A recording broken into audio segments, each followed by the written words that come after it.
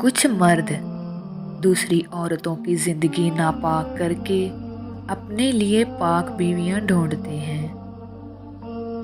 عورت کے لیے سب سے اذیتناک لمحہ وہ ہوتا ہے جب اس کی شادی ایک بزدل مرد سے ہو جائے جو اس کے حق کے لیے نہ بول سکے۔ عورت کو عورت سمجھ کر محبت کریں، اس کو فرشتہ سمجھ کر اس کی غلطیوں کو نہ پکڑیں۔ اگر ایسا کرو گے تو مایوس ہوگے۔ اس گھر کو برباد ہونے سے کوئی نہیں روک سکتا جہاں ایک بیوی اپنے بچوں کی غلطیوں کو خاوند سے چھپائے۔ ایک عورت ہی گھر کو جنت بناتی ہے اور ایک عورت ہی کی وجہ سے گھر جہنم بن جاتا ہے۔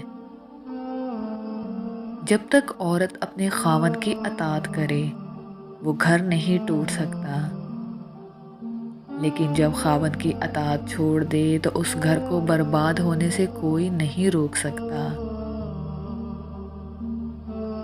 دنیا کی وہ عورت بیوقوف عورت ہے جو اولاد کی محبت میں بہہ کر خاوند کو ذلیل کرے۔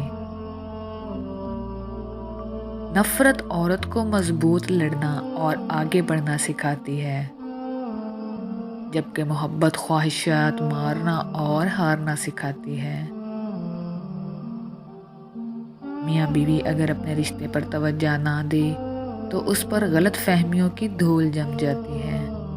کبھی کبھی مرد اور عورت ایک دوسرے کو ایسے الفاظ بول دیتے ہیں کہ وہ ایک دوسرے کے دل سے اتر جاتے ہیں۔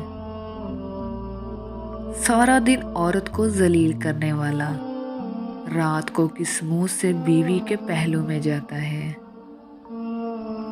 جس عورت کے بال لمبے ہوں وہ گھر کی دیکھ بھال کرنے والی اور شوہر سے محبت کرنے والی ہوگی۔ جس عورت کے بال چھوٹے ہوں وہ چغل خور ہوگی۔ جس عورت کے بال گرتے ہوں اس میں محبت کی شدید کمی ہوگی۔ جو عورت اپنے بالوں کو ہر وقت کھول کر رکھے گی اس میں شہوت کی مقدار زیادہ ہوگی۔